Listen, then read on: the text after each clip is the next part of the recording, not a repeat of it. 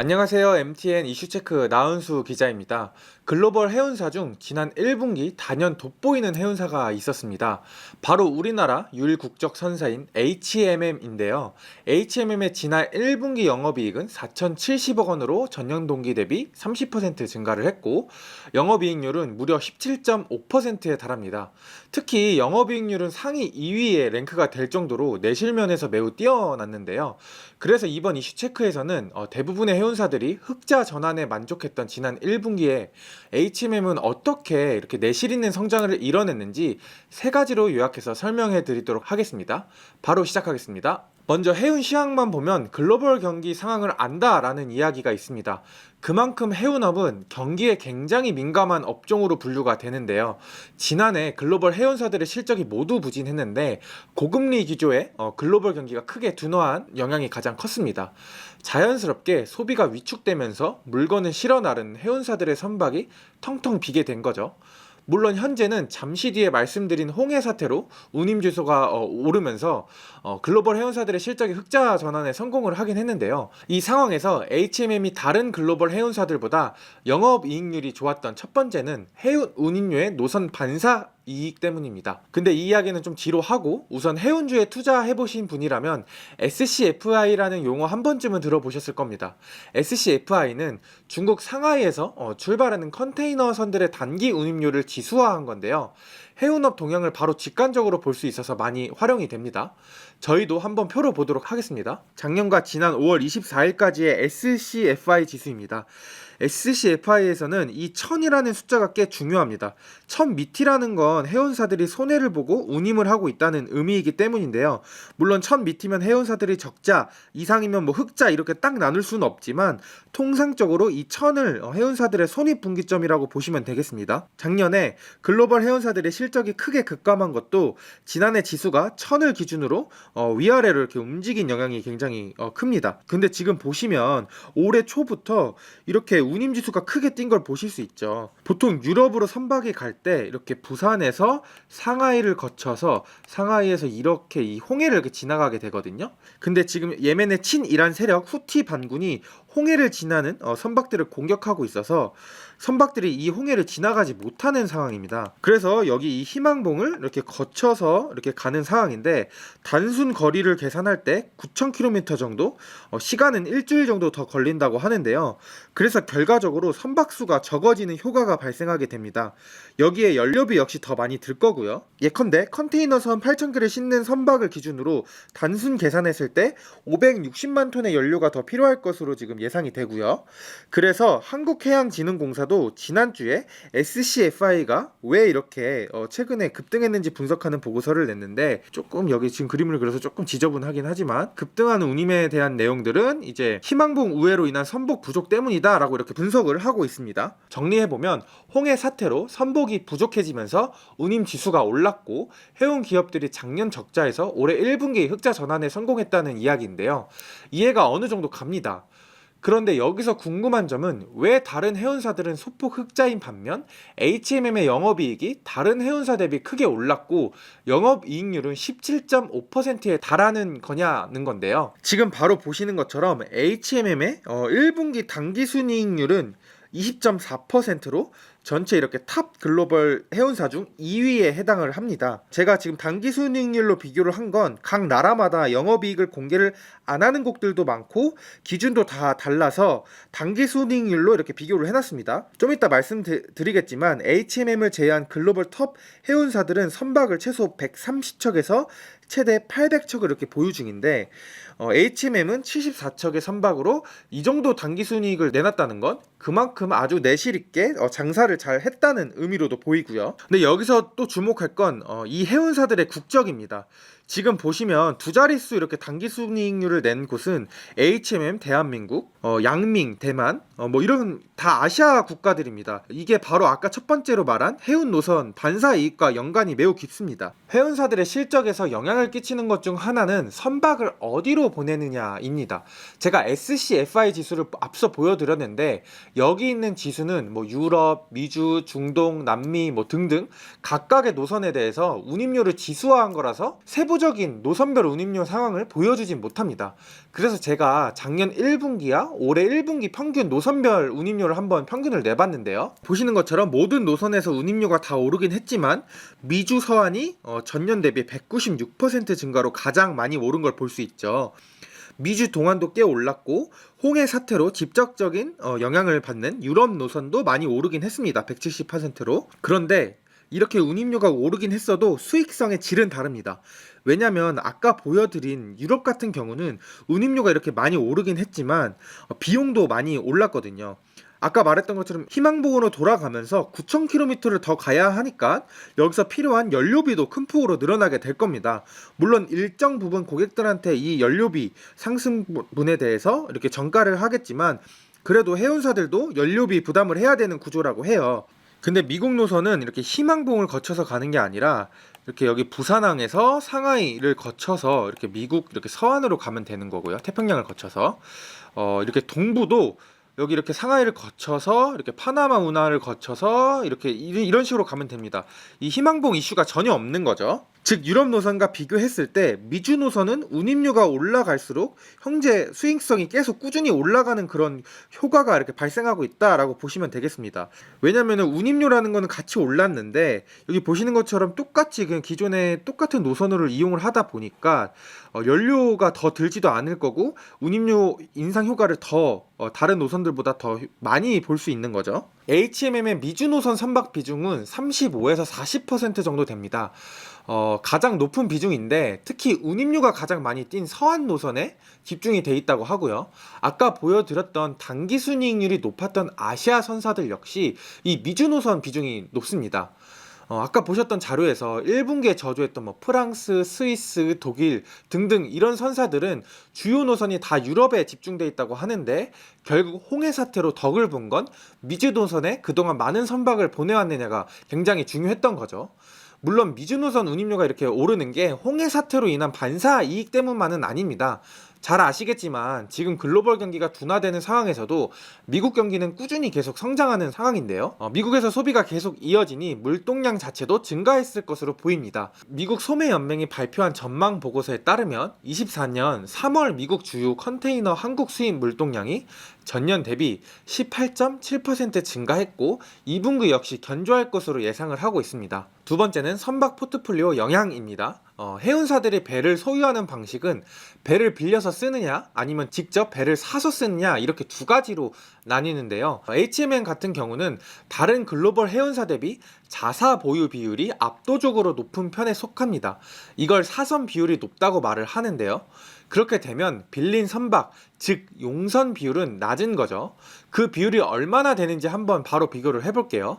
프랑스 해운기관 알파라이너에서 발표한 5월 레포트인데 빨간 네모 박스가 HMM입니다. TEU라는 건 20피트짜리 컨테이너 한 척을 의미하고요. 여기서 보시는 81만 6077 TEU라는 건 HMM이 보유한 총 선박으로 나눌 수 있는 컨테이너가 81만 6077개다 라고 이렇게 이해하시면 됩니다. 해운업계에서는 보유한 선박이 몇 척이냐도 중요하지만 내가 싣고 나르는 그 규모가 얼마가 되냐도 굉장히 중요해서 이렇게 TU로 해운사의 규모를 가늠합니다. 그래서 이제 HMM 같은 경우에는 규모로만 봤을 때는 8위에 랭크가 되고 있죠. 여기서 보시는 오운드 TU라는 건 내가 돈을 주고 산 소유 선박, 즉 사선으로 나를 수 있는 컨테이너 수, 그리고 여기서 보시는 차티드 TU라는 건 내가 용선료를 주고 빌려서 쓰고 있는 TU를 나타낸 건데요. 또 여기서 보시는 이제 퍼센트 차트가 있죠. 이거는 사선, 용선 합친 TEU 중에 용선 TU가 얼마인지를 나타내는 용선 비율을 나타내는 겁니다. 근데 여기 보시는 지금 HMM의 용선 비율이 25%로 다른 선박사보다 압도적으로 낮은 걸 보실 수 있죠. 빌려서 선박이 그렇게 많지 않다는 건데요. 여기서 HMM으로 다음으로 낮은 게 머스크랑 하팡로이드인데 이 두 곳도 지금 40% 수준을 이렇게 보이고 있습니다. 이 용선 비율이 낮은 게 HMM의 영업이익률에 직접적인 영향을 미칩니다. 용선 비율이 높다는 건 선박 주인인 선주한테 꾸준히 배 이용료, 즉 용선료를 지급을 해야 된다는 건데요. 해운사 입장에서는 현금이 계속 나가는 거고 또 이 지급료는 매출 원가에 잡히게 되는 구조입니다. 그런데 현재 대부분의 해운사들의 문제는 용선료가 비쌀 때, 즉 빌리는 가격이 비쌀 때 용선 계약을 맺었다는 건데요. 제가 아까 SCFI 지수를 지난 2년간만 보여드렸는데 이번에는 지난 4년간 SCFI 지수입니다.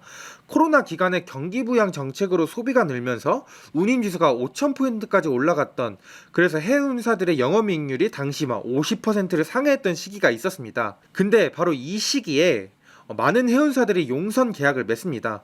왜냐면 그때는 물동량이 너무 많아서 실어나를 선박이 부족했거든요. 선박을 짓는데 보통 2, 3년이 걸리고, 근데 해운사 입장에서는 당장 실어나를 선박이 필요하다 보니 배를 소유한 선주들하고 용선 계약을 맺습니다. 근데 이렇게 지금 운임료가 높잖아요. 그럼 당연히 선주 입장에서도 용선료를 굉장히 높게 불렀겠죠. 참고로 용선 계약은 1, 2년 단위로 하는 게 아니라 최소 5년에서 10년, 그리고 더 길게는 10년에서 20년 이렇게 계약을 맺습니다.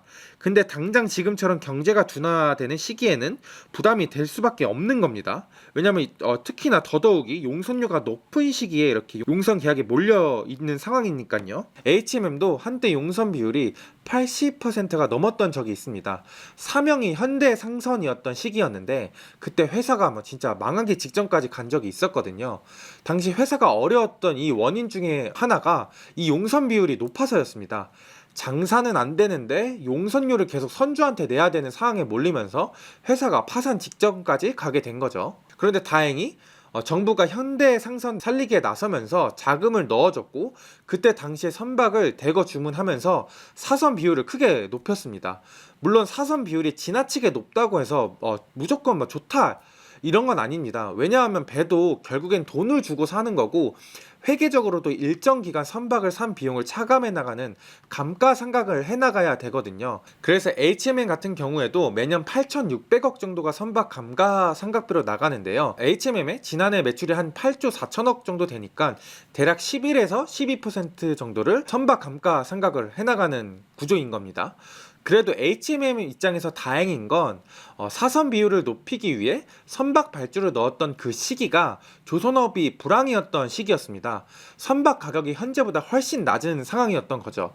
결과적으로만 보면 현재 신조선가가 오른 상황 때보다 낮은 가격의 선박을 샀기 때문에 매출 원가에 포함되는 감가상각 규모를 최소화할 수 있었고, 이게 현재 HMM의 영업이익률 개선에도 큰 도움이 되고 있다, 이렇게 보시면 될 것 같습니다. 좀 더 쉽고 자세히 설명을 드리면, 예를 들어 1,000억 원의 선박을 사고 10년에 이렇게 걸쳐서 감가상각을 해나간다고 가정을 해볼게요. 그럼 매년 1,000 나누기 10을 해서 100억 원이 선박 감가상각비로 매출 원가에서 빠져나가는데요. 근데 만약에 HMM처럼 선박이 싼 가격에 예를 들어 800억 원에 샀고 10년에 걸쳐서 감가상각을 하면 80억 원을 감가상각을 해나가면 되는 겁니다. 아까 말한 100억 원보다 감가상각비가 더 적게 잡히게 되는 거죠. 그럼 자연스럽게 수익성이 이렇게 올라갈 수밖에 없는 구조인 겁니다.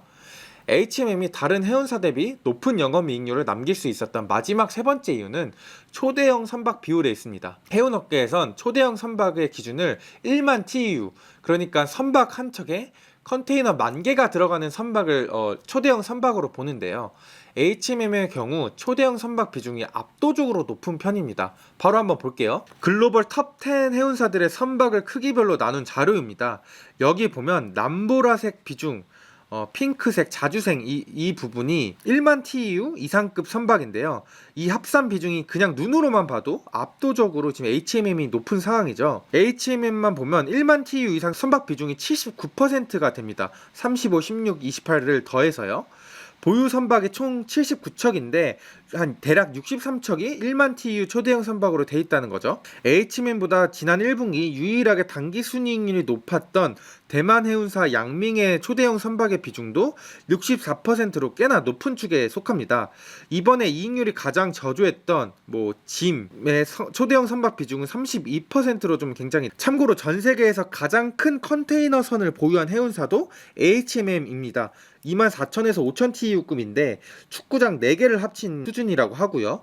이 선박을 수직으로 세웠을 경우 63빌딩보다 길고 뉴욕의 엠파이어 스테이트 빌딩보다도 더 이렇게 길다고 합니다. 선박이 큰 게 영업이익하고 무슨 상관이 있지라고 생각하실 수도 있겠지만 그 답은 매우 간단합니다. 연료, 각종 항비, 인건비 등을 고려할 때 선박에 화물을 많이 실으면 실을수록 그 기업의 비용은 절감되기 때문인데요. 규모의 경제가 선박에도 어느 정도 적용이 되는 겁니다. 바로 자료를 보시면 컨테이너선의 규모별로 TEU당 비용입니다. 285 TEU당 비용은 37,836달러라고 되어 있는데 22,000 TEU 같은 경우에는 8,591달러로 하근이 이렇게 엄청나게 비용이 절감이 되는 걸 보실 수 있습니다. 그리고 8,000 TEU급 컨테이너 선박이 하루 운행을 하는데 필요한 연료가 한 80톤 정도 된다고 그래요. 근데 이에 반해 24,000톤 컨테이너선은 약 100만 톤만 있으면 된다고 합니다. 실어 나를 양은 3배 이상 증가했는데 연료는 20톤 정도만 더 필요한 거죠. 그리고 HMM 관계자에 따르면 자신들이 보유한 초대형 선박들의 경우에는 다 약 4, 5년 정도밖에 안 된 비교적 최신 선박이라서 다른 초대형 선박들보다도 더 연료 효율성이 더 뛰어나다 이렇게 설명을 해줬습니다. 저도 이번에 콘텐츠를 준비를 하면서 여러 자료들을 찾아봤는데 초대형 선박의 시대는 뭐 끝날 거다라는 보고서들이 심심찮게 보이더라고요. 그 보고서가 최근뿐만 아니라 뭐 2005년, 10년, 15년, 20년 뭐 계속 꾸준하게 나오고 있습니다. 특히 2025년 보고서에는 1만 TEU가 선박 크기의 최대가 될 거다, 한계에 도달할 거다 이렇게 예측을 하고 있었는데 2024년에는 그 예상을 훨씬 넘어선 선박들이 지금 물건에 실어 나르고 있는 상황입니다. 물론 앞으로도 거거익선 초대형 선박의 시대가 계속될지는 잘 모르겠지만 시간이 흐르면서 조선 기술도 더 발전하고 항만 시스템도 뒷받침되고 그리고 계속 점점 물류 자체량도 늘어나게 되면 더 큰 선박이 나오지 말란 법은 없어 보입니다. 네, 오늘은 글로벌 경기가 둔화되는 상황에서 우리나라 유일 국적 선사인 HMM이 어떻게 이렇게 내실 있는 성적표를 내놨는지 자세히 좀 분석을 해봤는데요. 오는 2분기에도 운임지수가 지속해서 오르고 있고 특히 미국 노선을 중심으로 큰 폭으로 오르고 있어서 HMM의 2분기 실적도 나쁘지 않을 거다라는 증권가 리포트들이 많이 나오고 있습니다. HMM이 2분기에도 1분기처럼 20% 가까운 영업이익률을 또 기록할 수 있을지 한번 지켜보면 좋을 것 같고요. 제가 오늘 준비한 컨텐츠는 여기까지입니다. 다음에는 더 유익하고 재밌는 컨텐츠로 찾아뵙도록 하겠습니다. 감사합니다.